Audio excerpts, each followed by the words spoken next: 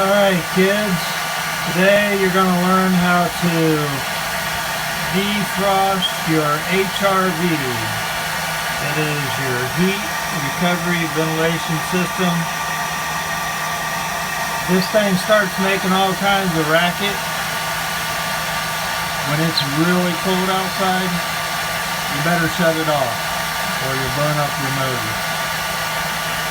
And then go find your wife's hair dryer.